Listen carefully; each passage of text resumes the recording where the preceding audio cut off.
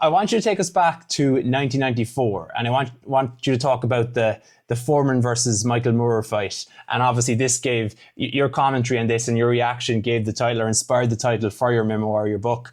I want you to talk us through what was going through your head at the time, what Foreman was saying to you before the fight, and of course the tactics that he used, and you cleverly articulated the tactics in the book. So I just want you to talk a little bit about what that was like, that moment was like, and what was going on in the build-up. Well, George was in maybe his second or third year working as the expert commentator on the HBO Sports boxing telecast. I was the blow-by-blow guy and the host of the telecast. By the way, George is 45 years old. No 45-year-old ever had won the heavyweight championship. George is still grinding in his mind and in his gut over his loss to Ali in Zaire 20 years ago. He wanted to avenge that in some way. I didn't believe George had any chance to beat Michael Moorer. And 2 or 3 times on occasions before that fight, when we would be together working for HBO, I would pull George aside and say, George, how in the world are you going to beat Moorer? He's a southpaw. He's a mover.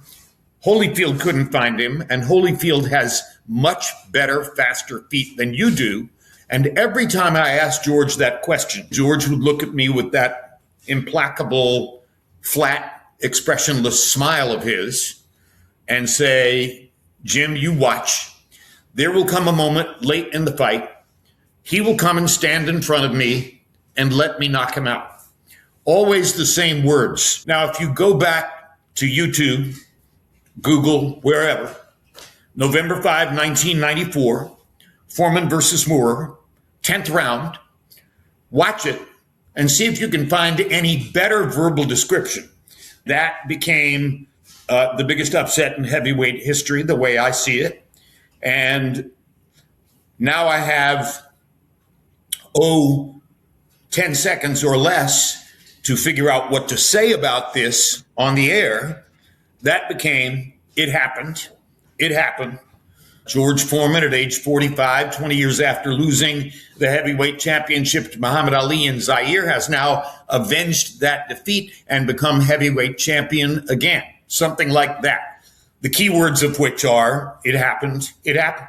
That's what everybody remembers. And that's how that became the title of my book.